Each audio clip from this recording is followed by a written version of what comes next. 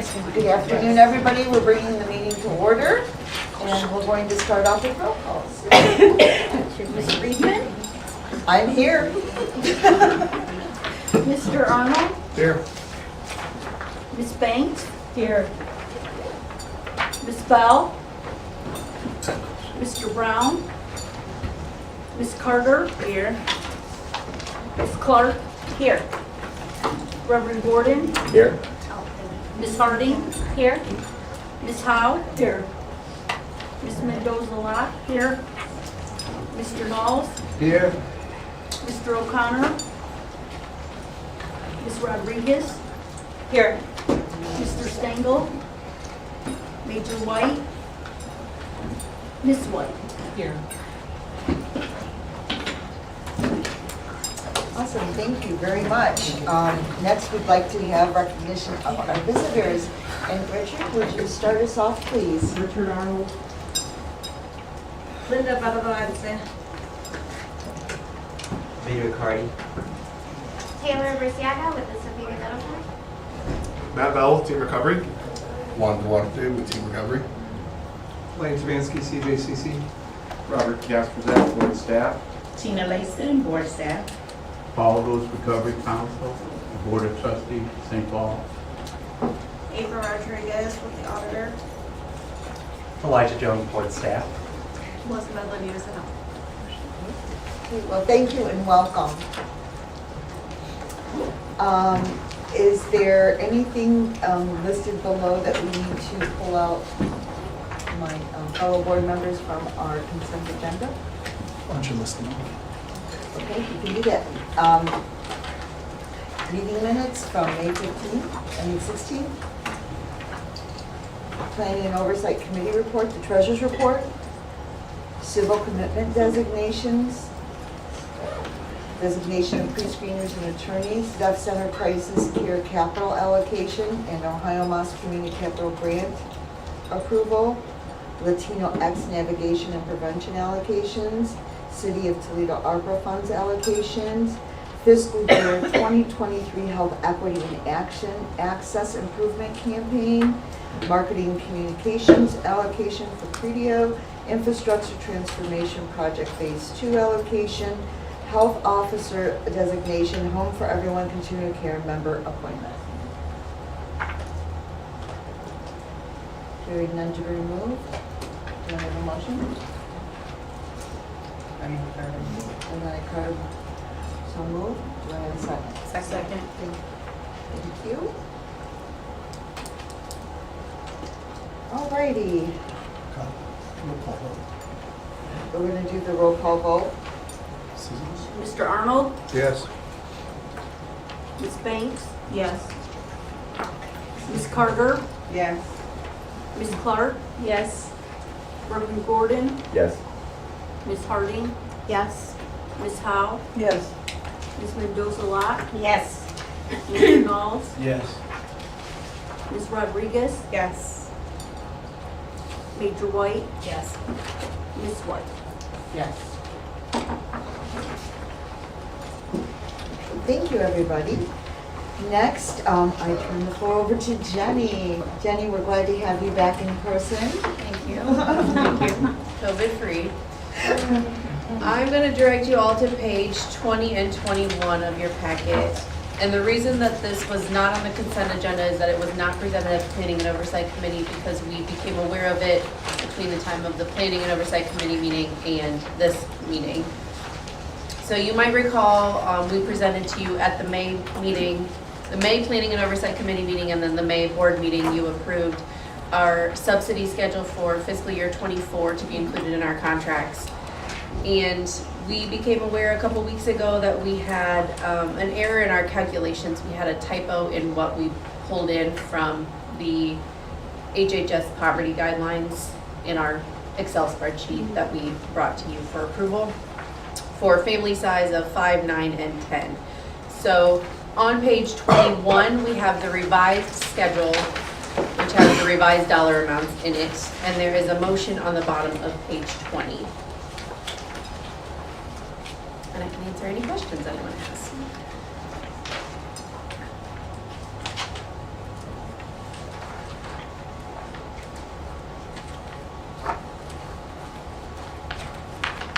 Do we have any questions? I think everybody. Do we have a motion? Thank you. Second. Thank you. Questions?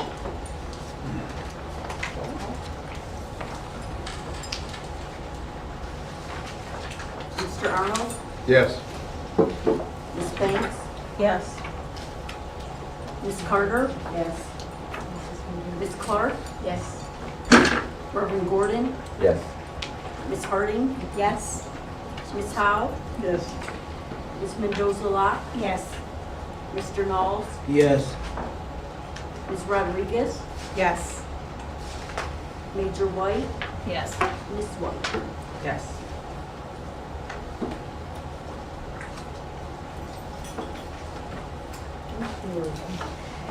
Next, we turn the floor over Well, to that was you, Scott. fast. Okay, well, I do have a rather lengthy director's report. There's a lot going on, so I want to make sure that we just cover some of the things that are important to us. Starting with, in response to the tornado in Point Place, we're going to be increasing some of our advertising in the area, helping folks maybe get to the emotional support line or know how to access treatment services if they need it, thank you. And or available crisis services. Michael and his team is working on how to get that information out there, and so we'll just be working on that over the next couple of days. So we did reach out to, well, actually EMA reached out to us and asked for resources that they could present if asked, and we gave them the emotional support line and the care line. We'll do a little bit deeper dive with whatever we put out there, but it'll be kind of like a short burst to, you know, as people kind of get settled in and figure out what's actually going on over there. And you know, just kind of help them get over whatever they're going through. So that's the first thing I wanted you all to be aware of. We got a draft of the City of Toledo ARPA contract. I have a meeting with them tomorrow morning. We have a meeting with them tomorrow morning to work on some of the language that they have. If we can get it all settled out, we will be done with that contract hopefully by the end of the week. Which will allow us then to enter into all of our contracts that we have associated with that. And board staff continue to work on all the other things that you guys just approved, plus the things that you approved last month. And just kind of working that process and trying to get the money out as quick as possible. The mini grant slash community wellness, mental health wellness grants.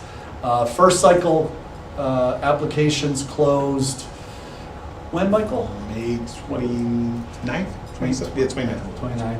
29. We have a small team reviewing 30 plus applications. 33 applications. That's so awesome. That is good. Wow, we must have really got the So- word out there. Yeah, and a lot of new people, a lot of new folks. And with the approval of the motion today, we're immediately going to start the second cycle. So another round of applications and will come through. Michael and his team are working really hard along with finance and all the other staff that are chipping in to make all that stuff work. Everybody's got a hand, program services, quality, everybody has got a hand in that. We learned today that our ARPA funding, Part 1 ARPA funding for Danny's Place has been approved. However, the amount is a bit unclear. They said, you've applied, because I made the application for the region, the application was $7.5 million. They said, your application has been approved up to $7.5 million, but they didn't spell out for each project what the amount is. So I believe we're going to get the full $6 million. But until somebody sends me a letter that says you got $6 million, I'm still skeptical that we got $6 million, but we got something. Just an update on the fundraiser that we held. The new total is around $150,400 that have been collected so far through that fundraiser. And I know there's a lot more that's to come around that. So we're doing pretty well on that. One thing that you may have noticed that is missing from the agenda today is a request for approval of a sublease for 333 North 7th Street. At our Planning and Oversight Committee meeting, I let you know that if we get the sublease in time to have a proper legal review, that I would be bringing it to you all for consideration at today's meeting as a off consent agenda discussion. Well, we got the sublease on the 13th, and we are, I sent it to a couple of key board members that are interested in reviewing it, or I hope we're interested in reviewing it, mainly those with legal degrees, but be happy to send it to anybody else as well. And then we also are engaging a private attorney to give us an independent review, and I also sent it to the prosecutor's office for their opinion. So we're kind of covering all of our bases. My sense is the base lease, which our sublease is drawn from, is about 120 pages. There's not going to be a lot of wiggle room in there because that thing has been negotiated for months now. Our sublease can have some variation, but I guarantee you there's not going to be a lot of interest in straying very far from the base lease. We're most concerned about assuring that we know exactly what we're walking into. That's the key. It may not be the ideal that we, the ideal language but at least we know what we're getting ourselves into. And I believe that the Commissioner's Office has been listening to us as we talk with them about, oh, I have a concern about this, and I have a concern about that. And there's clear evidence that they're taking that back to the table and trying to address our issues.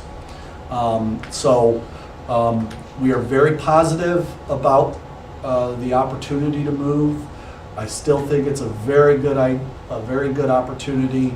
We believe the square footage cost will be $14.25 per square, which is what they consistently told us for the first 5 years. And That was all in utilities. all that, yeah. And then there's some escalations after the first 5 years. It's a 20-year lease, sublease with 2 continuation clauses of 5 years. That'll be, something to consider when the time comes. By somebody sitting in this chair other than me. Or us. I don't know, Andrea, how long have you been?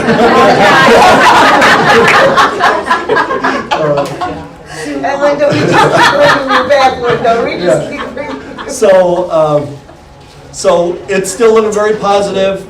We will bring it back to you in August. Obviously, if there's questions and concerns that arise, we'll communicate those as needed. But we're hopeful to have this all wrapped up and approved for our August meeting. And the good news is that really doesn't change our timeline for move. We've got our renovation costs down to about $250,000 from a high of $700,000. So we've done a considerable amount of adjustments, scaled back to what was,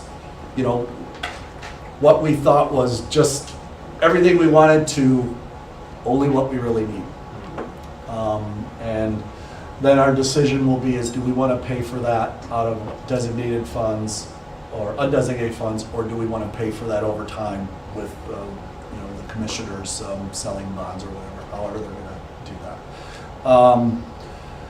So, right now, there aren't any real red flags that would say, oh, hey, hold back, but, you know, we'll see what the private attorney has to say. Those funds will be coming out of my discretionary account, so I won't be coming back to you all for, and they're not representing us in a legal discussion, they're just providing a consultation.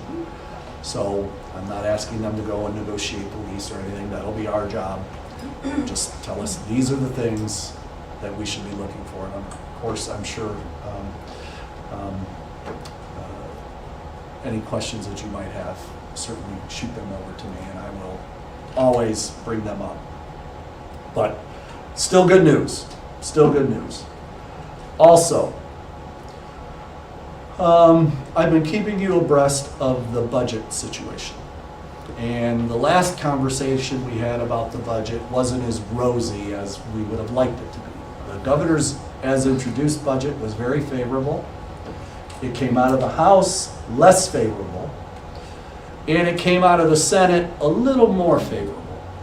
Not restored to what the governor had, but a lot better than what the House had. And there were some key things in there for us that made a difference. You know, the original budget that passed out of I think it was the Finance Committee and the Senate was not that great. But a lot of advocacy went into before the final vote, and there were key amendments that were introduced right before the final vote. And so I'm just going to run over some of the things that I think will be of interest to all of us. They added back $10 million to what we call in the 421 line. The 421 line is the line that funds the boards throughout Ohio. So prior to adding that money back, we were anticipating a reduction in funding, state discretionary dollar funding, which would have probably resulted anywhere between, if they did it straight on a per capita, sometimes they do that, sometimes they don't, anywhere between maybe 300,000 and 140,000 less each of the next fiscal years. Well, now, while we won't experience an increase, we won't experience a loss, which is positive. They added $9 million back to the criminal justice line, which is significant as well. That is used for a lot of different things, including some jail medication programs and forensic evaluations and a number of different things that is important to us. They added back $50 million of ARPA funds for pediatric behavioral health.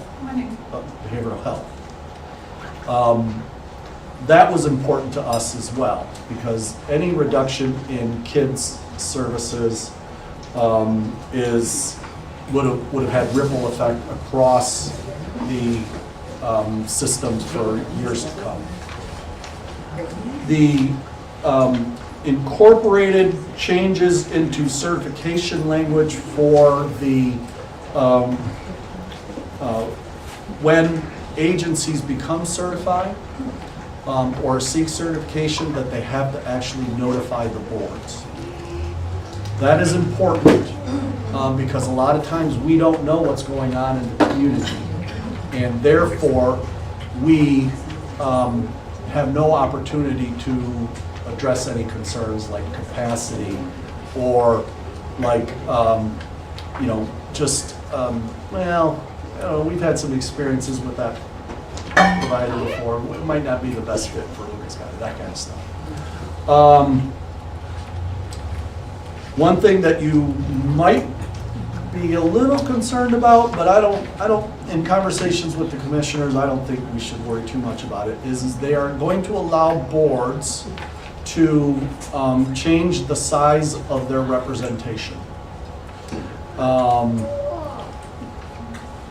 from 9 or from 18 or 14 to either 18, 15, 14, 12, or 9. Can you say that again? Sure. Right now, you can either have a board size of 14 or 18. We're 18, That's it. right? In the future, they will allow the board size to change. You could stay at 18 or go up to 18. You could go down to 15. You could stay at 14. Or you could go up to 15 or 18 or go down to 12 or 9, as you see fit. So what's the rationale? While we value our large board and the diversity it brings, other communities have trouble getting people to their meetings to serve, especially rural communities who can't find the categories or the numbers.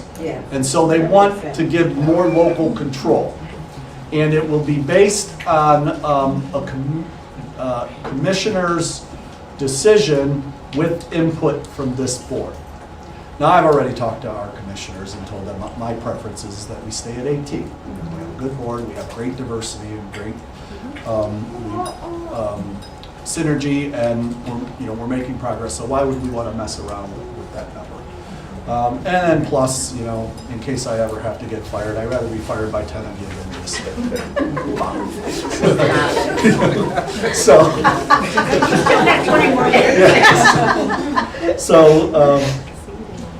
So they will also maintain the 6 categorical appointments, so representing people who have substance use or mental health, their family members and clinicians are still important to them. And then it changes who gets to make the appointments. It makes both the commissioners and the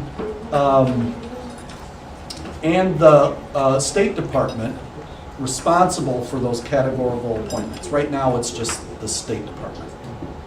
But the commissioners would actually get to appoint 2/3, and the state would appoint 1/3. Right now, it's 10 and 18. So now you start to see the round numbers, right? 18, 15, 12. The only odd outlier is that 14 number. But so they had to have thirds.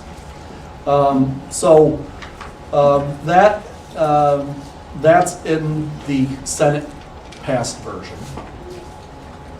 It also incorporates recovery house language that clarifies that substantiated complaints would be listed on a public registry and requires certification of those programs, and then adds $3 million a year to develop all that process.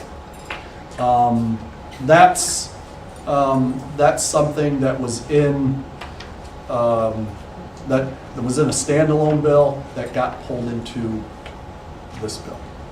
Several of these items that was in Senate Bill 105, which was the legislation that rewrote 340, were also pulled into the budget bill. The thing that didn't make it into the budget bill was the thing we are most concerned about in relation to contracting. And so we don't know what's going to happen with that. But all of that is to say that all those additions are not aligned with the House version. So now they go to a conference committee. And the conference committee is not subject to sunshine law. It's not a public process. So we'll never know exactly how everything comes out in the wash, but they'll need to reconcile the House version with the Senate approved version. And there's a lot of discussion on what that might look like. With the divided House, there's a lot of complication as to how they might even get to that. My sense is it's going to be a fairly It's either gonna happen right away, and I think their first meeting is on Thursday, where they'll just concur and they won't even do a conference committee, or it's gonna be a fairly rocky process. But either way, a bill has to be to the governor's office, ready to sign on July 1. And so we will keep that happening, right?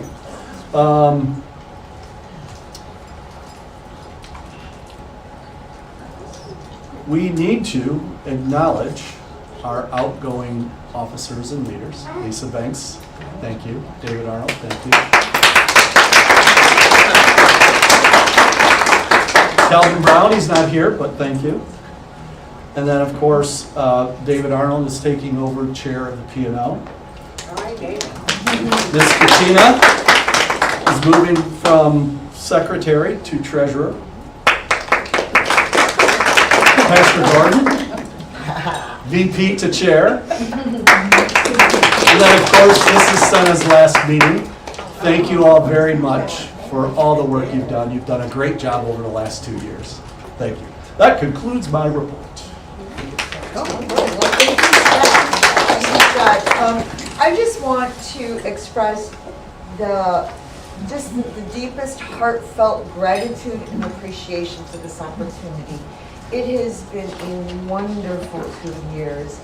And Pastor Gordon, hold on to your hat. You're going to learn about a lot of things you did not know you didn't know. I believe I got a lot to learn. But at the same time, it's been so emotionally rewarding that and to be able to work with everybody. And I look forward, I'm still on the board for another year, and I'll figure out a way to stay on the board. If you can do it, I can do it. Go. Because this is what absolutely hands down one of my passions.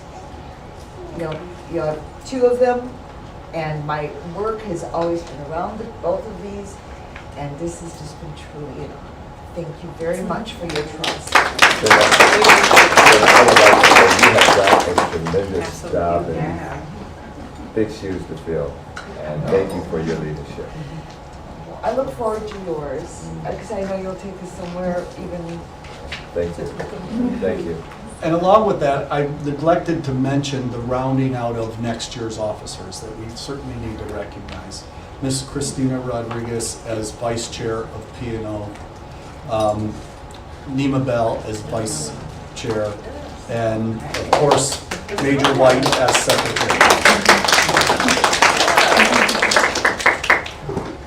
It's just a great team. I'm excited. I look forward to it. So next, we're going to go into open session. I would like to remind everybody who is participating in open session today that there is a 3-minute limit.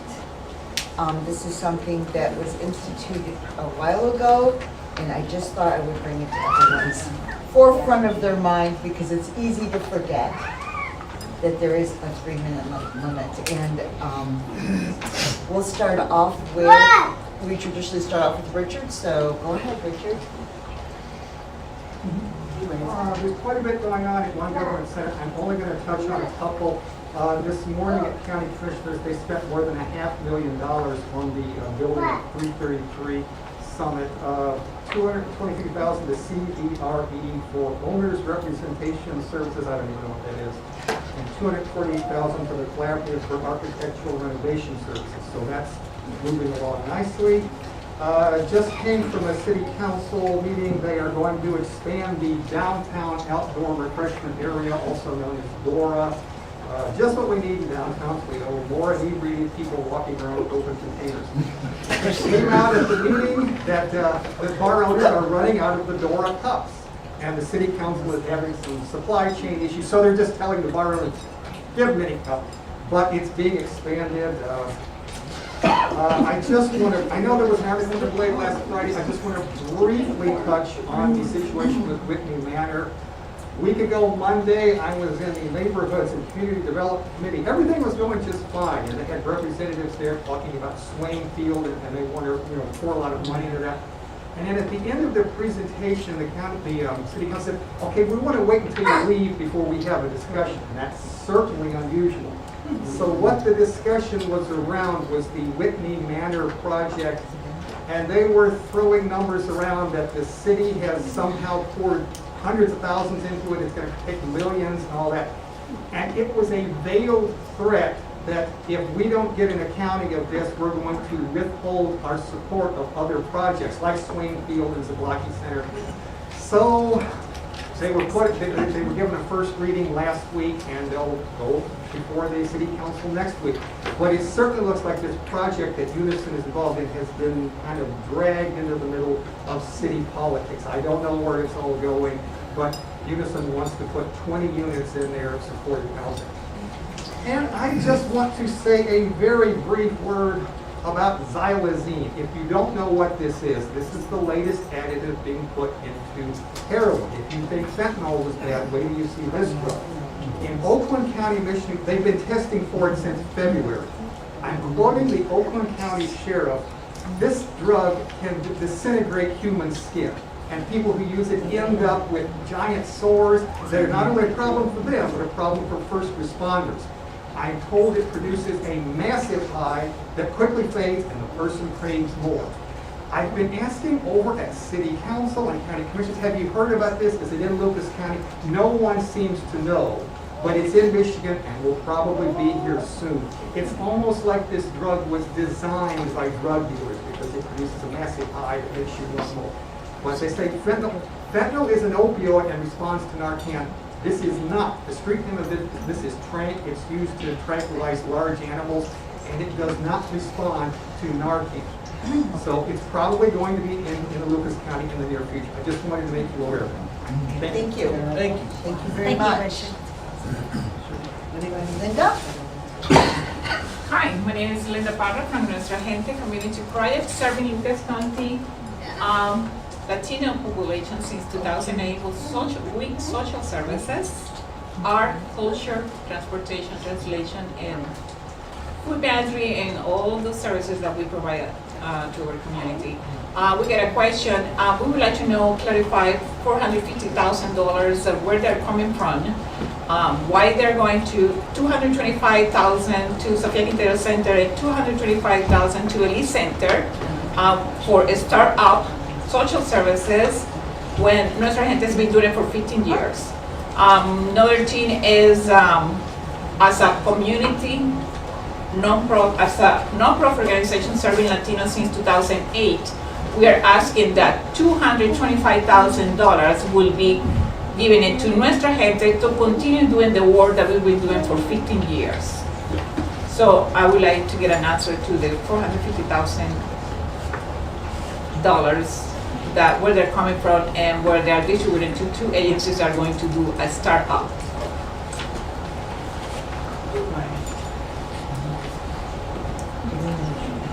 I'll be happy to respond to her in writing. Yeah, we'll respond to you in writing.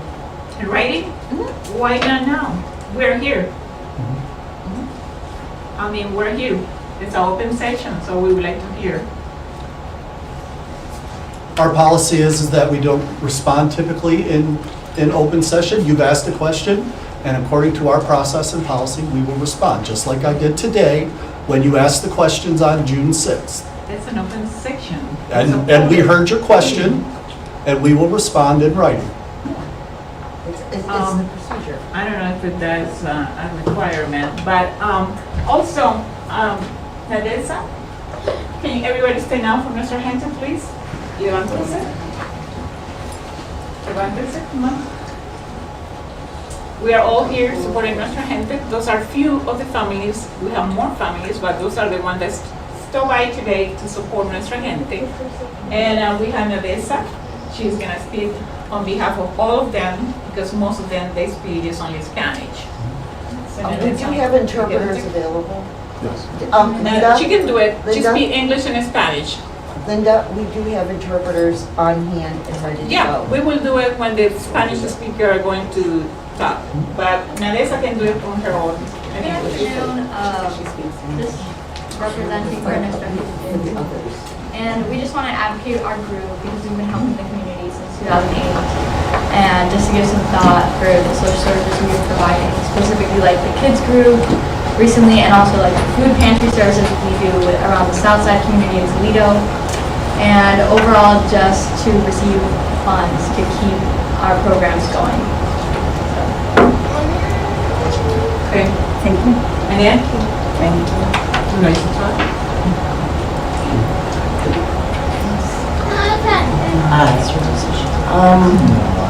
I just started like within the program, and Linda has helped a lot of like the homeless people that's around the south side where the church is at, and they deeply need the pantry for food and help and everything.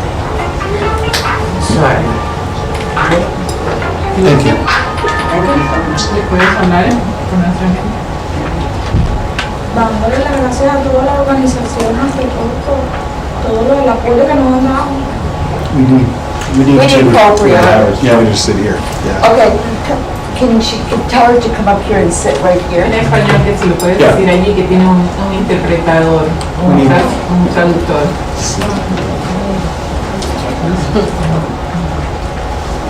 Just so our interpreter Yeah, can hear. our interpreter here, let me get him on the phone first. Thank you.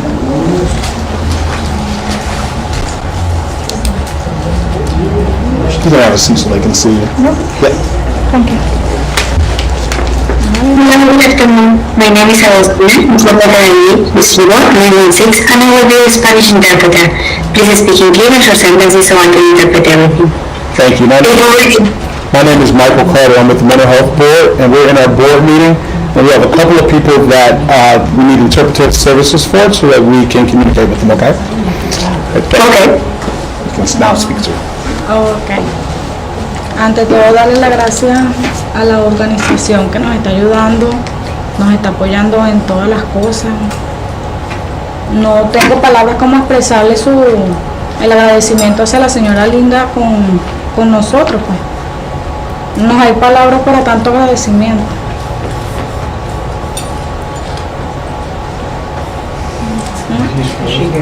Did she freeze? Yeah, she froze on me. Phil? Oh, she reconnected. It says, hello? Christina, why don't you? Yeah, so she says she doesn't really have the appropriate words to say because of all the help that she received from Linda and the organization throughout the years. There's so many things that she would like to say, but there's just not enough words to express her gratefulness for the program that Linda offers. Sí, puedes hablar en español. Ok. Sí. Okay. Gracias. No, nada, como ante todo, todos los presentes saben. ¿Quieres hablar más? Si quieres. Sí, pero bueno, que puedo decir que si nos siguen apoyando en todo el proceso que estamos pasando, ¿me entienden?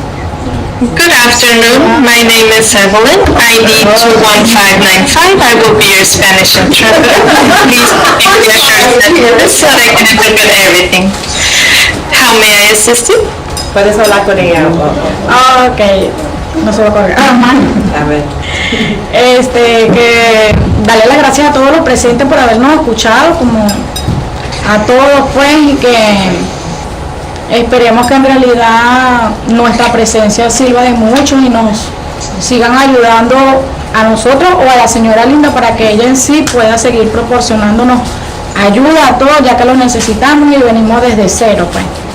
Hay padres, madres de familia, personas como yo que dejaron a sus hijos, de todo un poquito. Well, just want to thank all of you. Thank you a lot for all the help.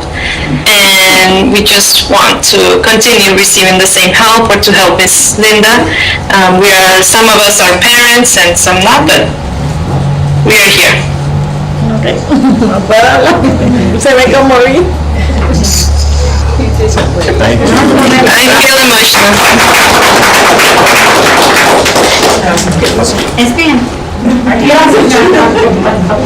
Hold on for us. Sure. Hola. Bueno, agradecido con la señora Linda y nuestra gente porque de verdad me han apoyado a mí y a mi familia cuando de verdad necesité, porque detrás de este país emigrante no es fácil y hemos pasado bastante trabajo y no, bueno, gracias a la señora Linda que se nos cruzó en el camino, nos ha apoyado bastante porque gracias a ella, no hombre, hemos pasado trabajo, lluvia, frío en este país, gracias a ella yo estoy viendo un techo y nos ha dado, no tengo cómo agradecerle todo lo que ha hecho por nuestra familia. Muchas gracias. Just want to say that I am thankful for all the support that we had to for our family. Thank you to Mrs. Linda because she's been helping us a lot. We have a housing and we had support for our family, and at least we do not have to be like in the streets or feeling cold. We have a house where to live. Thank you very much for that. Thank you. Is there anyone else? Hold on for me 1 second. Sure.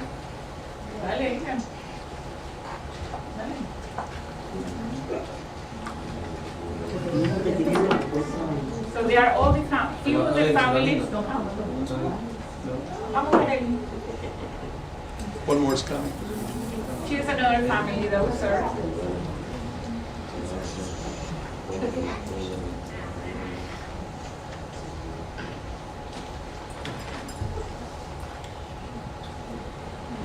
Buenas tardes, mi nombre es Carelis. Le damos las gracias a la señora Linda por todo lo que nos ha apoyado aquí en este país. Y muchas gracias por todo. Just want to say thank you very much to Mrs. Linda for all her support here in this country. Thank you. That's it, Linda? Yeah, so.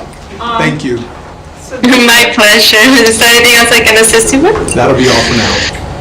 Thank you for using our services. Again, my name is Evelyn, ID 21595. Have a nice day. So this is our few, the families that we're supporting. We are leaving a small money that we had. We're providing housing, food, clothes, transportation, interpretation, everything that we can with little money in order for us to keep these families moving forward to the next step. They are new in this country. They are learning about the system. We are helping them to get the learning on the system, and we are providing for them. And also we have more families that cannot show up today, but we had during the whole 50 years of Nuestra Gente, we are almost 1,000 families all together providing services in Lucas County. And that's why we need the funding from the board to keep going with those services. It's not about us, it's about them. And we need that money. We need $225,000 equal from Nuestra Gente community projects to keep serving these families and more that are coming because they are already texting me and calling me now. So it's not about us. Forget about yourself. Forget about the services and the people in need. That's all we need. Thank you. Thank you. Thank you. So, do we have anyone else for comments? Yes, Taylor? Oh, decide between you? We're tag teaming, so thank you, we appreciate it. Hi, well, my name is Dr. Vinny Riccardi. I'm the Executive Director for the Belief Center. One, thank you. I want to really thank the board for actually even acknowledging and looking at us as some of the program we do. We actually probably served over 2,000 youth within the past year. Annually, we probably serve approximately about 2,000 youth. So obviously, when we hit the children, then we get into the families, and so therefore that's one of the needs why we feel that we need to continue with mental health services. Everybody knows me, my background is not just obviously what the Believe was doing. I know a lot of people sitting at this table, my background is social services and mental health. My PhD is in counseling, so I'm very appreciative on behalf of the Believe Center and also in working with the Sofia Quintero Center. Thank you. Hi everyone, if you don't know me, I'm Taylor with the Sofia Quintero Art Cultural Center. I'm the Executive Director. So it's been a little over a year. This has been a journey. I just want to say thank you. We are finally at the point where we're ready to kind of kickstart running. Not that anybody's energy was not already at that point, just things to work out. But we're really, really excited. We've been working with Scott and Amy and Elijah, I believe, Center. So thank you so much for this opportunity. Thank you for the confidence. We're just assuring you that we're proactively working at this as hard as we can and openly working with Scott and Amy and their team to make sure that these services and programs are returning. And not just returning, I keep saying, like, not just returning, improving. We're not just switching out. We can't do that. We have to improve and constantly look at how we can step up and step forward. So thank you. I'm really excited to see the foundational mission of SQUAC and kind of all the creativity you have. I'm so excited to see how this is going to merge together into relationship. And then Believe Center with, you know, the sports and more active roles. So I think we have a really strong, holistic approach that's really going to work well. So just thank you. Thank you.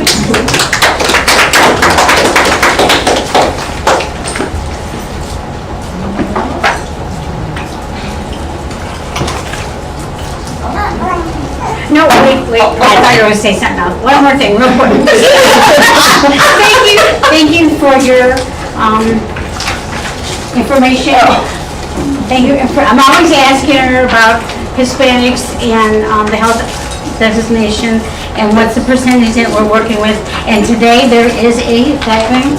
So I want to thank you very much for not for listening to me in the past. I never been the way, but I appreciate you doing your hard work. Thank you. No, you're right. It really helps us get a clearer vision. Right. It's a great suggestion.